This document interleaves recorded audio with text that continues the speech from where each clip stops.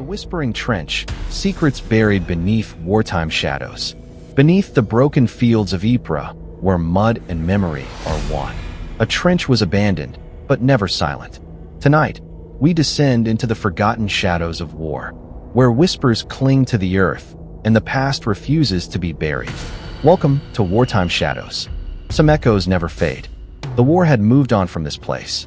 Near the outskirts of Ypres, the trenches lay rotting, half swallowed by mud and rain. Barbed wire curled like dying vines across the shattered earth. Shell craters filled with stagnant water, their reflections showing nothing but gray, endless sky. No one patrolled here anymore. There was nothing left to fight for, or so they believed.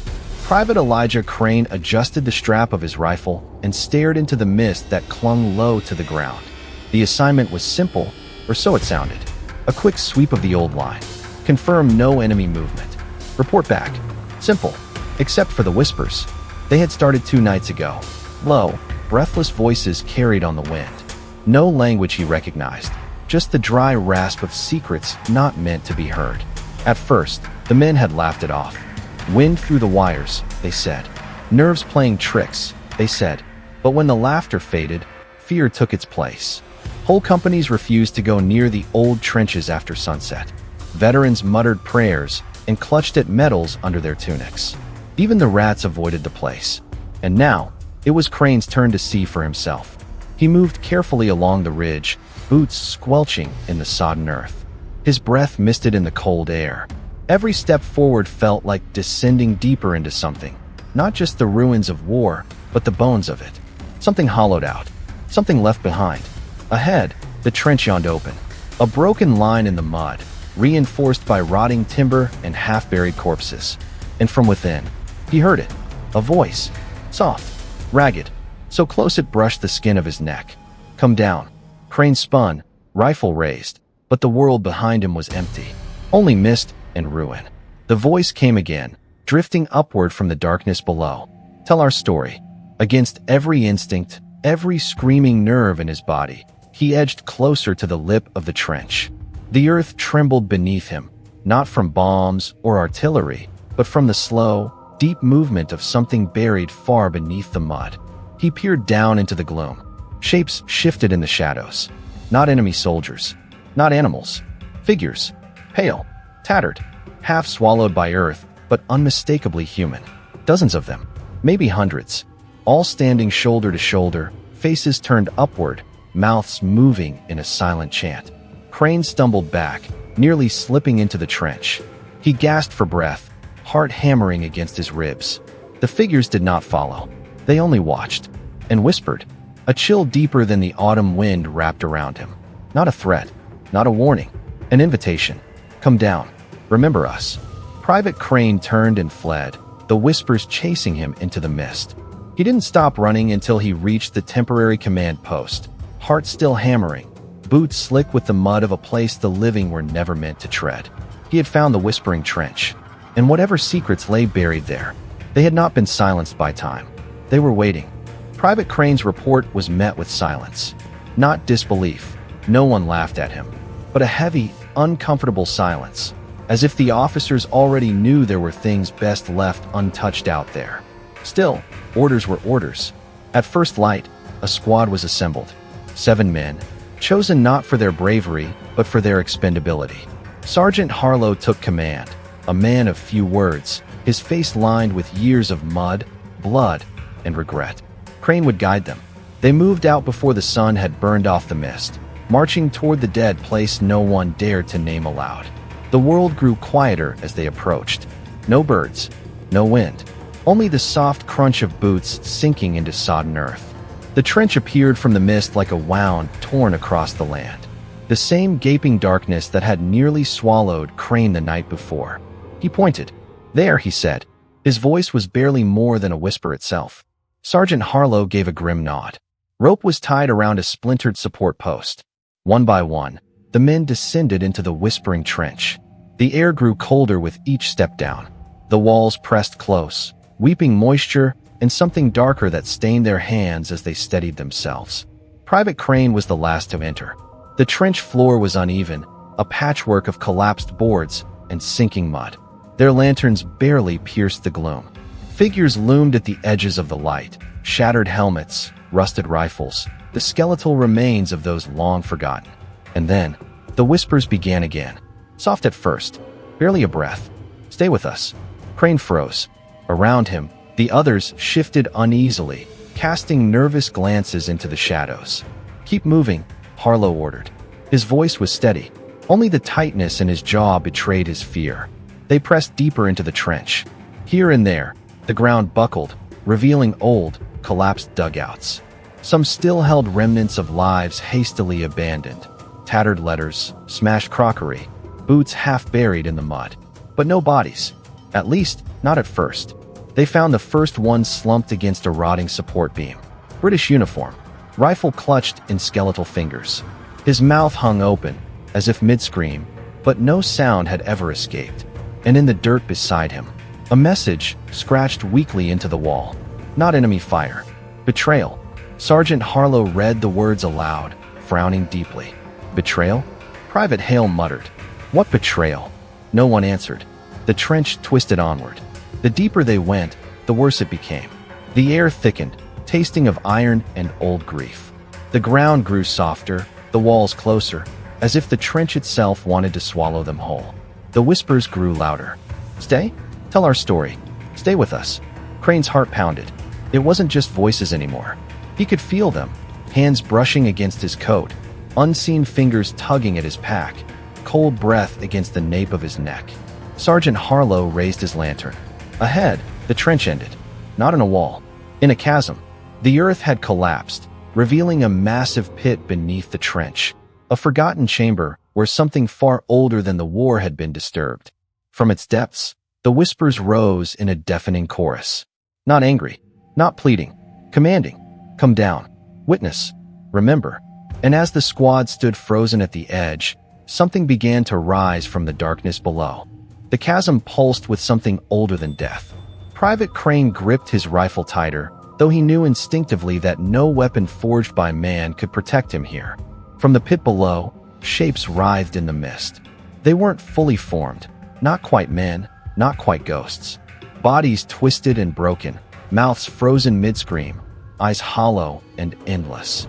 Hands reached upward, clawing not out of rage, but desperation. "Witness," they whispered. "Remember." Sergeant Harlow steadied his lantern, the weak flame trembling in the frozen air.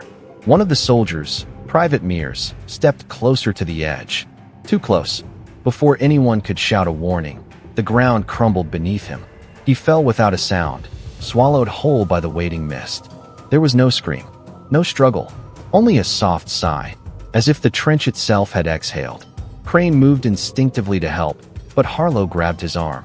"No," the sergeant rasped. "We can't save him." The squad backed away slowly, the chasm seeming to widen with every step. And from its depths, they heard it. One remembered. One remains. The trench shuddered. Timbers groaned. The walls shifted inward. This was no simple battlefield collapse. This was a hunger, a need, that could never be sated. Sergeant Harlow barked the only order that mattered. "Out. Now."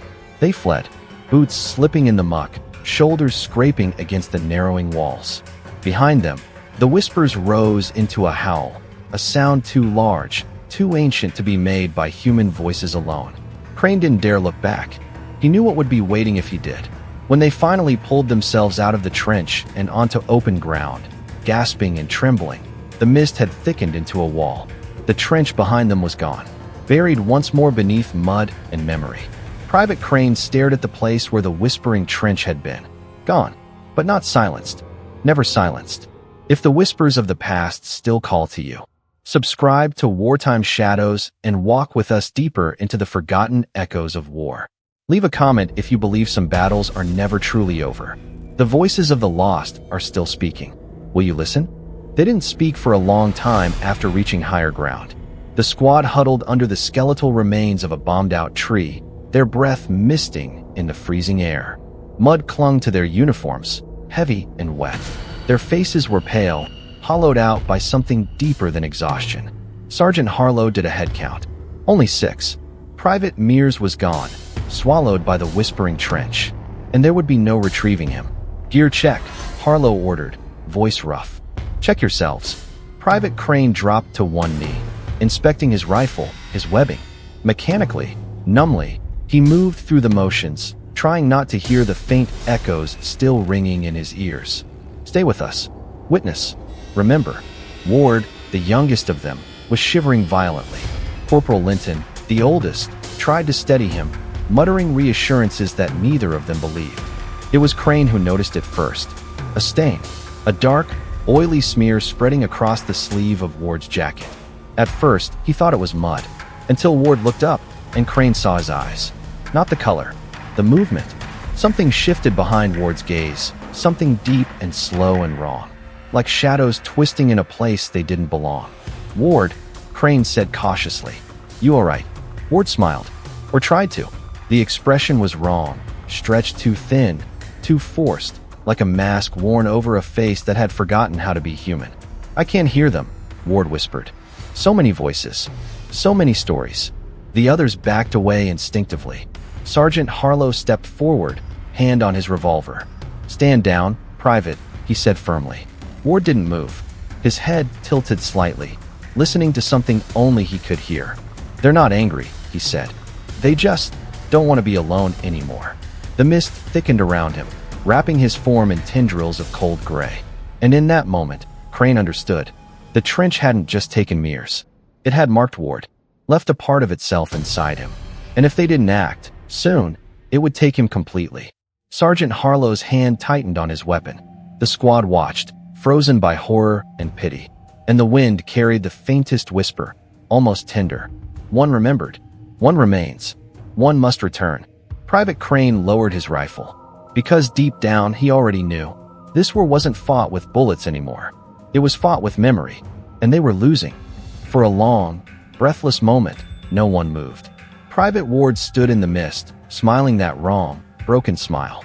His eyes flickered, not with fear, not with pain, but with something far colder. "Acceptance. I hear them," he whispered. "They tell me everything.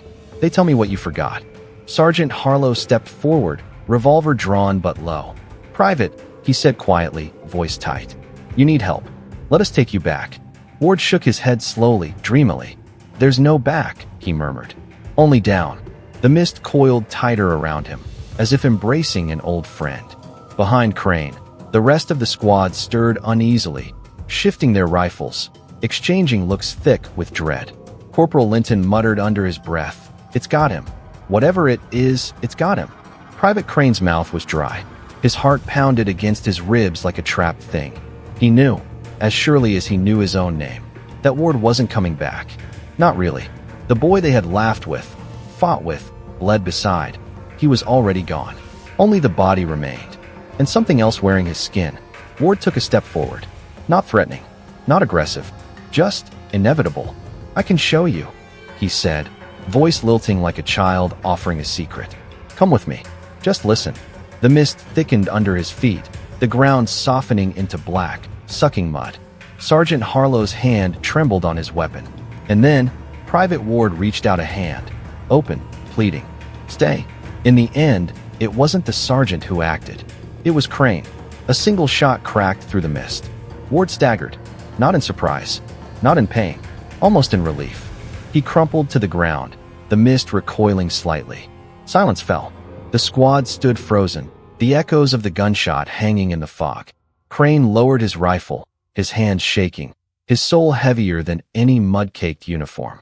Sergeant Harlow placed a hand on his shoulder. "You did what had to be done," he said hoarsely. But even as the words left his mouth, the mist began to stir again, restless, wounded. Because killing the body was not the same as silencing the memory. And the whispering trench. It remembered everything. The squad moved carefully, leaving the body behind.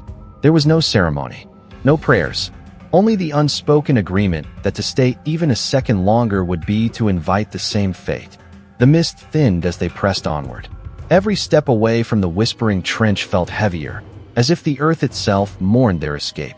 The air remained cold and sharp, but the unbearable pressure, the sense of eyes watching from every shadow, began to fade. They crested a ridge marked by broken trees and wire.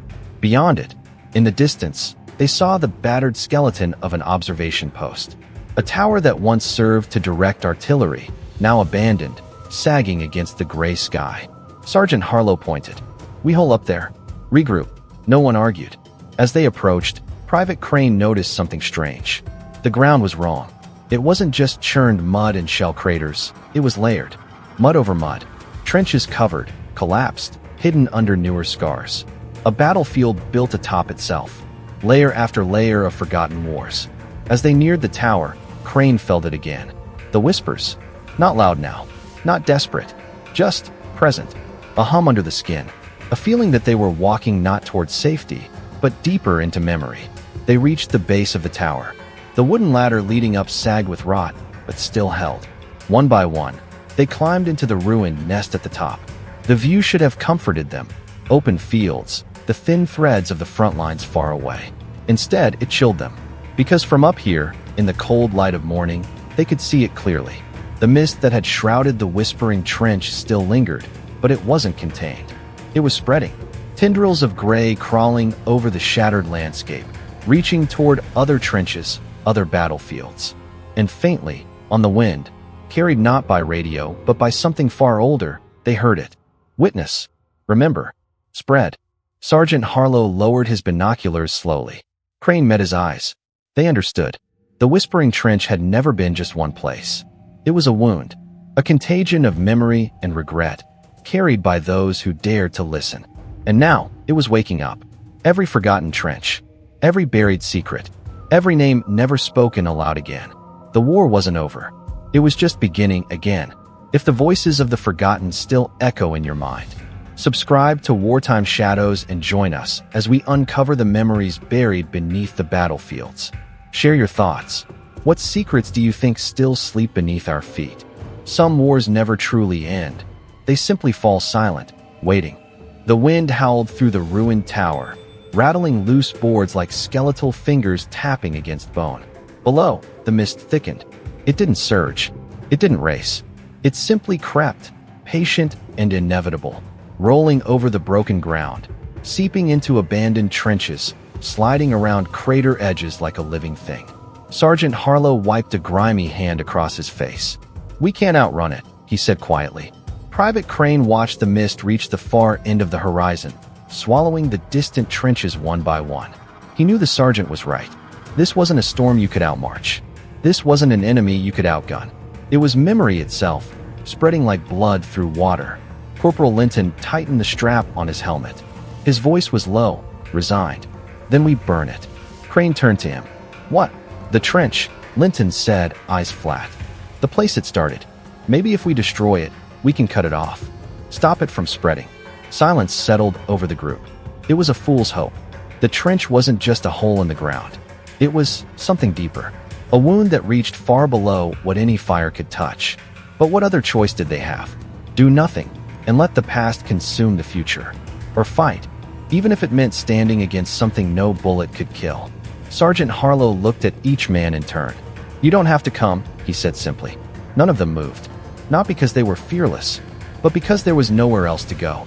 The dead didn't ask for permission, and neither did guilt. Private Crane tightened his grip on his rifle. Not as a weapon now, as a torch, a symbol. They would return. One last time. One last march into the whispering dark. The march back was different. No jokes, no whispered prayers. Only the sound of boots sinking into mud, the low rasp of breath against the cold. The mist parted for them, almost inviting, almost expectant, as if the trench itself had been waiting. Private Crane tried not to think too hard about that. They moved in single file, weapons lowered, torches and lanterns slung across their backs. The plan was simple: reach the original breach point. Burn whatever could burn. Collapse what could collapse. Try to hurt it. Try to make it forget. As they approached, the ground grew soft again. The earth churned by hands unseen. The landscape sagging under the weight of memories too heavy to carry. They reached the place where the chasm had first opened. It was wider now, a yawning wound torn across the land, pulsing faintly under the fog like something alive beneath the soil. The rope they had used before still dangled there, wet and black with rot. Crane felt a hand on his shoulder. "Sergeant Harlow, you don't have to go down," he said, voice low. Crane shook his head. "I heard them," he whispered. "I think I always did." Without waiting for orders, he grabbed a coil of new rope and tied it to a surviving support. He would go first, torch in one hand, the other gripping the rope tight. He lowered himself into the mouth of the trench. The mist swallowed him almost immediately. It was colder here, deeper. The whispering pressed against his ears, but it wasn't pleading now. It was curious, watching, waiting. He reached the bottom, boots splashing into shallow, blackened water. Ahead, the collapsed dugouts loomed like broken teeth, the remnants of an old war, of old sins. He lit the torch. The flame flickered weakly, as if the very air tried to snuff it out. Above, the others began descending, one by one, a final march into the grave they had almost escaped. Crane moved forward, heart hammering. He doused the boards with what little oil they had salvaged, splashed the rotten earth, the old weapons, the broken dreams. When the others reached him, they formed a rough perimeter, torches raised high. Sergeant Harlow met Crane's gaze across the gloom. "Light it," he said. Crane hesitated only a moment. Then he dropped the torch. Flames leapt greedily across the soaked earth. The trench howled. The ground shook. The mist above twisted and screamed, the sound of 1,000 lost voices clawing at the world, desperate not to be erased. Crane staggered back as the fire roared higher, the smoke thick and black, suffocating. Around him, the walls cracked, collapsed. The trench began to devour itself, folding inward like a dying thing. They ran, climbing, scrambling, gasping. As Crane pulled himself out into the cold gray morning, he looked back one last time. The whispering trench was collapsing, burning, sinking back into the earth that had birthed it, but not destroyed, never destroyed, only buried. For now, the fire burned for hours. Long after the squad scrambled clear of the trench, the flames still raged, deep and unnatural, as if the earth itself had caught fire. Thick smoke curled into the sky, staining the clouds a sickly black. Private Crane sat slumped against a shattered tree, his chest heaving with every ragged breath. The others huddled nearby, silent, hollow-eyed. Their uniforms were scorched, their faces older than they had been that morning. Sergeant Harlow stood watch at the edge of the ridge, his silhouette black against the burning mist. No one spoke. There were no words left. Eventually, the fire died. The mist withdrew, coiling back upon itself, vanishing into the craters and ruins like a wounded animal retreating to its den. The whispering trench was gone. Not healed, not cleansed, just buried under ash and mud and silence. Crane rose shakily to his feet, staring out across the battlefield. The world beyond was still broken, still torn by war. But for the first time in days, he heard something else. Wind. Real wind. No whispers. No voices clawing at the edges of sanity. Just the hollow breath of a wounded world trying to carry on. Sergeant Harlow turned back toward them. His eyes were tired, but resolute. "It's over," he said. Private Crane wasn't sure if he believed it. Some scars, he knew, were too deep to ever truly heal. Some memories too stubborn to ever truly fade. But for now, for this moment, they had won a small, bitter victory. And sometimes, in a world drowning in forgotten names and abandoned battles, that was enough. They shouldered their packs, their rifles. They walked away, not toward glory, not toward triumph. Just away, leaving the ashes behind. But as Crane took one last look over his shoulder, he thought he heard it. So faint it could have been nothing at all. A whisper. "We remember you." If the echoes of the past still stir your heart, subscribe to Wartime Shadows to walk deeper into the forgotten battles of history. Share your thoughts. Do you believe some memories are too strong to ever die? The earth holds more than bones. It holds stories, waiting to be heard. They reached the new front lines just before dusk. Tired faces turned to watch them as they emerged from the mist. Half-recognized figures returned from a place no one dared name. No one asked where they had been. No one wanted to know. The war had taught them well. Some stories were safer left untold. Sergeant Harlow gave a brief, formal report. Missing men. Enemy activity minimal. Ground conditions unstable. A lie, spoken easily in a world built on lies. Private Crane sat by a cold cooking fire, cleaning his rifle with hands that wouldn't stop shaking. Across the camp, men laughed, cursed, played cards, trying to forget. But Crane knew. There were places the world would never forget. even if the maps buried them, even if the years washed their names away. He pulled a scrap of paper from his pocket. On it, he wrote a single line. "We remember the whispers." No signature, no explanation. He folded it carefully, tucked it into the hollow of a broken tree near the edge of camp. A marker, a promise, not for the living, for those who waited in the mist. The night fell thick and cold, the stars veiled by smoke and memory. Private Crane lay awake long after the others slept, staring into the darkness beyond the trench walls. And somewhere, far away beneath the broken earth, 1,000 silent mouths moved in the deep, but not in anger, not in sorrow, only in remembrance, because they had been heard. And that, in a world that so easily forgot, was enough. Thank you for journeying with us into the trenches of the unseen. Subscribe to Wartime Shadows for more stories where history and haunting intertwine. Until next time, listen carefully. Some whispers were never meant to fade.